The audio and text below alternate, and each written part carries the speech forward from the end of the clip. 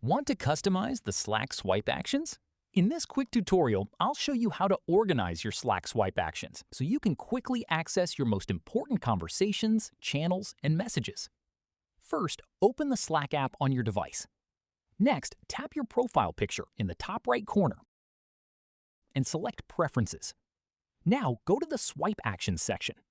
Here, you can choose what appears in your swipe actions, such as unread/mark as a read, mute/unmute, clear/restore. You can also organize your sidebar sections by creating custom sections, such as left swipe, right swipe. Simply open the menu or press and hold a section, then choose your preference. Once you've finished customizing, your Slack swipe actions will be arranged exactly how you want it. And that's it. That's how you can customize the Slack swipe actions and make navigation faster and easier. Thanks for watching.